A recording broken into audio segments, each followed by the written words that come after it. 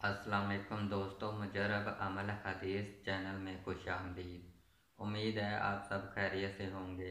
दोस्तों, आज जो वजीफ़ा आपके साथ शेयर करने जा रहा हूँ वो है सूरत फातिहा का, जो कि कुरान मजीद की सबसे पहली सूरत है। सूरत फातिहा सूरत फातिहा में अल्लाह ताला ने इतनी बड़ी बड़ी नेमतें रखी हैं जिसको हम झुटला नहीं सकते। वैसे तो मुकम्मल कुरान मजीद बाइस शफा है, बाइस नेमत रिज़्क़ का ख़जाना है।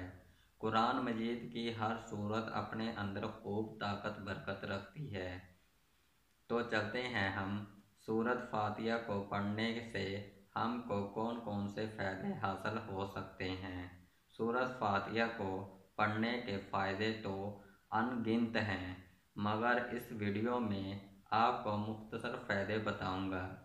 सूरत फातिहा के फ़ायदे बताने से पहले आपसे दरख्वास्त है, जो दोस्त चैनल पर नए हैं वो दोस्त मुजरब अमल हदीस चैनल को सब्सक्राइब कर लें और बेल आइकॉन को दबा दें ताकि न्यू वीडियो अपलोड होने पर आपको नोटिफिकेशन मिल सके, और वीडियो को दोस्तों के साथ शेयर भी करें।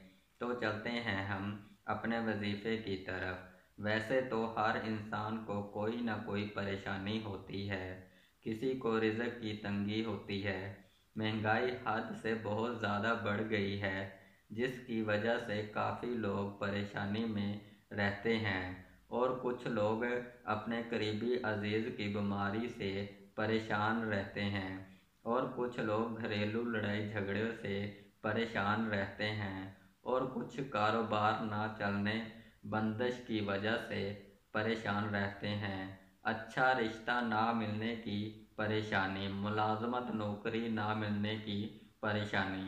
दोस्तों, ये वो परेशानियां हैं जो हर इंसान के अंदर पाई जाती हैं।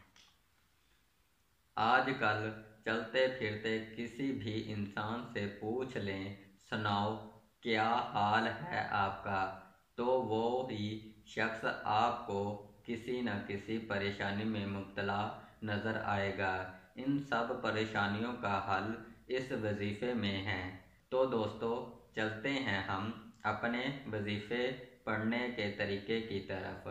आपने अव्वल और आखिर तीन तीन मरतबा दुरूद इब्राहिम पढ़ना है और 100 मरतबा सूरत फातिहा पढ़नी है। बिस्मिल्लाह के साथ सूरत फातिहा 100 मरतबा की तादाद मुकम्मल करें। 100 की तादाद मुकम्मल होने के बाद अल्लाह ताला से दुआ करें। जो भी आपकी मुश्किल है इंशाअल्लाह ताला सूरत फातिहा की बरकत से अल्लाह ताला आपकी हर मुश्किलात ख़त्म कर देगा। हर मकसद के लिए ये वजीफ़ा काबिल तारीफ़ है।